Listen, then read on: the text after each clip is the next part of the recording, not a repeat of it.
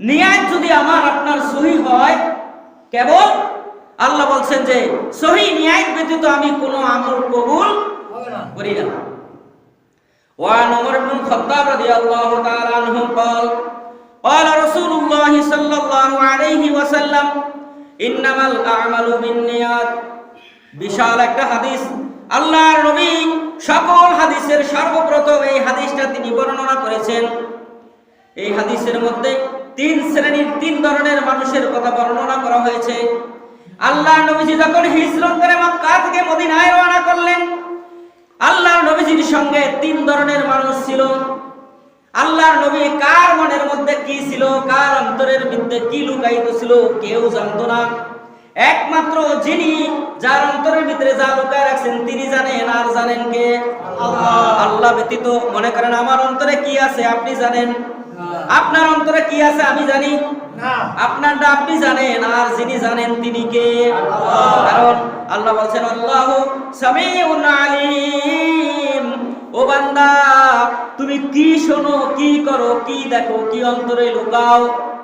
আল্লাহু আলিমুম বিজাতিস সুদূর। ও বান্দা তোমার অন্তঃকরণের মধ্যে কি আছে বান্দা অন্য কেউ না জানলেও দুনিয়ার যিনি জানেন তিনি কে? আল্লাহ জানেনই। এই বিশ্বাস আছে? মনে করেন আমরা গভীর রাতে উঠা যদি কোনো কিছু করি, দুনিয়ার কেউ দেখলো না, মনে করলাম যে মনে হয় আল্লাহ মনে হয় দেখে নাই, নাকি? প্রচন্ড কুয়াশার কারণে মনে হয় আল্লাহ তাআলা ওই কুয়াশা ভেদ করে মনে হয় নিচে কি হয় দেখা যায় না, নাকি? দেখা যায়। 4,500 কিলোমিটার পর্যন্ত মাটির গভীরে কি আছে? আটলান্টিক মহাসাগরে একটা গর্ত আছে সাগরের ভিতরে। ওই গর্তটা 4,500 কিলোমিটার পর্যন্ত নিচে খাড়ি। ওই নিচে কি হয় আল্লাহ তাআলা কি এত পানি ডেঙ্গাইয়া ওই নিচের জায়গা কি দেখতে পারে? মনে করে দেখা যায়। 7 তবক আসমানের উপরে আল্লাহ, সেখান থেকে 7 তবক জমিনের নিচে কি হয় সবগুলো দেখার ক্ষমতা আল্লাহর আছে নাকি? আছে। আছে না? বিশ্বাস আছে আমাদের? তাইলে রাতের অন্ধকারে, অমাবস্যার অন্ধকারে আমি কি করি না করি এইগুলো মনে হয় আল্লাহ দেখতে পারে না? পারেন তো? আল্লাহ বলছেন আল্লাহু আলিমুম বিজাতিস সুদূর। ও বান্দা তোমার অন্তরের মধ্যে কি লুকায়িত আছে এটা পর্যন্ত আমি আল্লাহ জানি। তাইলে আমরা যাই কিছু করি না কেন লুকানোর কোনো সুযোগ নাই।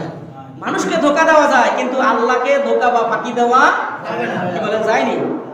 আল্লাহকে ফাঁকি দেওয়ার কোনো সুযোগ আছে বলেন তো? সব ফাঁকি দেওয়া যায় কিন্তু আল্লাহকে ফাঁকি দেওয়া যাবে না। কখনো আল্লাহকে ফাঁকি দেওয়ার কোনো সুযোগ নাই। কই যাবেন, কই পালাবেন? পালানোর জায়গাও নাই। এজন্য বান্দাকে আল্লাহ তাআলা বলতেছেন বান্দা যা কিছু করো সব কিছু কিন্তু আমি আল্লাহ দেখি, সব কিছু আমি আল্লাহ শুনি, সব কিছু দেখার এবং শোনার ক্ষমতা কিন্তু আমি আল্লাহর আছে। নাই? আছে।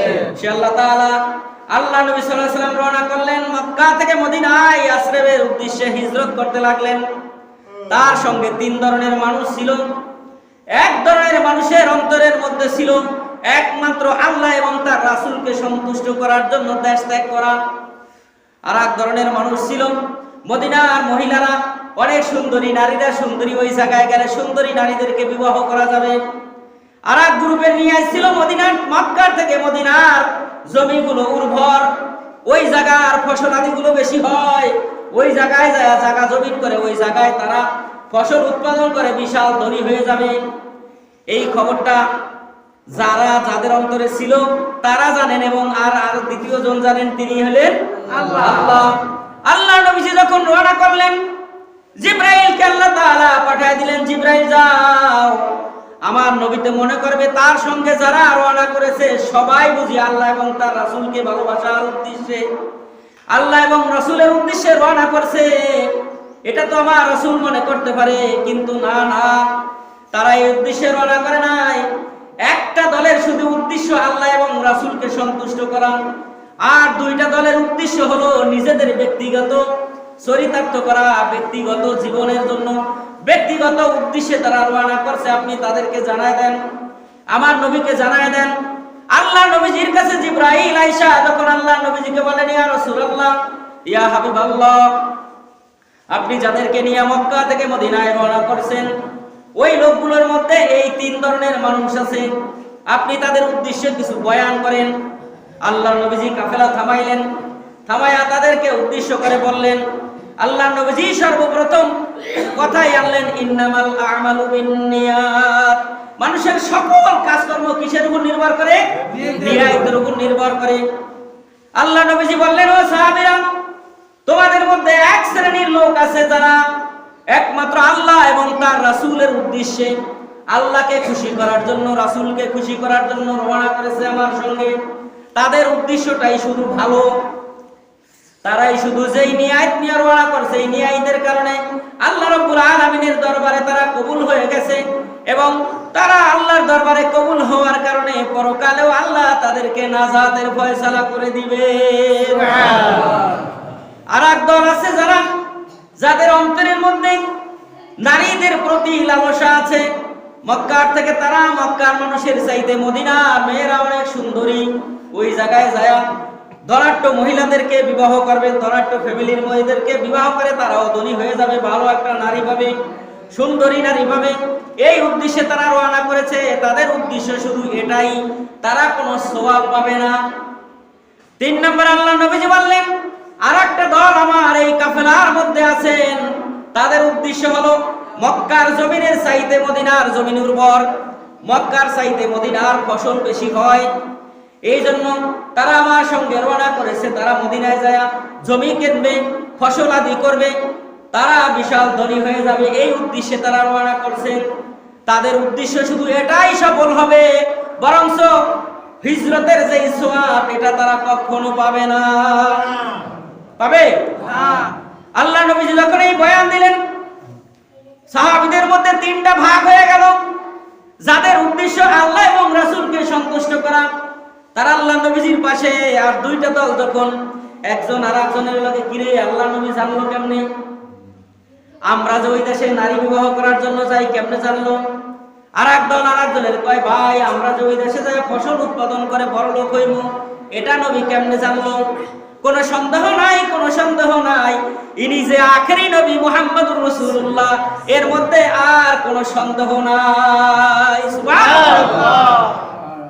কিন্তু আমার নবী কি রওনা করার সময় কারো খবর কি, মনের খবর জানতেন না? আলিমুল গায়বের মালিক কে? আল্লাহ। আলিমুল গায়বের মালিক হলেন একমাত্র আল্লাহ।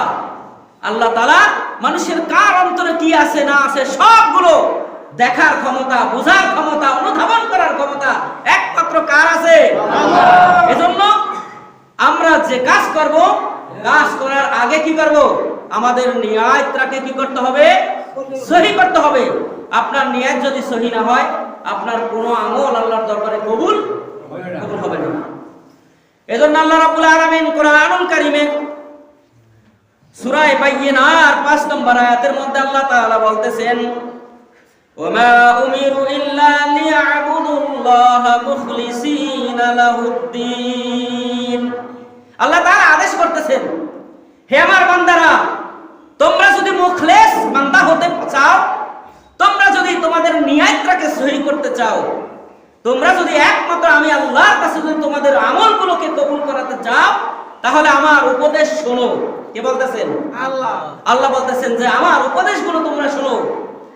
ওমা উমিরু ইল্লা লিয়াবুদুল্লাহ, তোমরা যদি আল্লাহর কাছে তোমার ইবাদতগুলোকে কবুল করাইতে চাও, তাহলে তোমাদের নিয়তগুলোকে মুখলেস করতে হবে, সহি করতে হবে।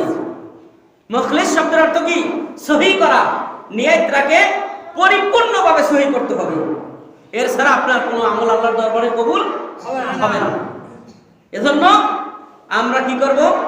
যে কোনো আমল করার আগে আমরা আল্লাহ রাব্বুল আলামিনের দরবারে আমাদের নিয়তটাকে কি করব? সহি করে নিব। আমার আপনার নিয়ত সহি না হলে আমার আপনার কোনো আমল, কোনো ইবাদত আল্লাহ কবুল করবেন না। এরপর আল্লাহ তাআলা বলতেছেন, লাহুদ্দিন হুনাফা ওয়া ইউকিমুস সালাতা ওয়া ইউতুজ যাকাত। আল্লাহ তাআলা বলেন, তোমার কোন আমল, ও বান্দা তুমি যে নামাজ আদায় করবা, নামাজের কর্মসূচি দিবা, নামাজ কায়েম করবা। নামাজ যদি তোমার নিয়াত অনুযায়ী না হয়, সহি নিয়াত অনুযায়ী না হয়, সহি ভাবে যদি তুমি নেক আমলটা না করো, নামাজের আমলটা যদি না করো, তোমার কোনো নামাজ, কোনো ইবাদত আমি আল্লাহ তাআলার দরবারে কবুল হবে না। তাইলে নামাজ পড়ার আগে কি করতে হবে? নিয়ত দিয়ে কি করতে হবে?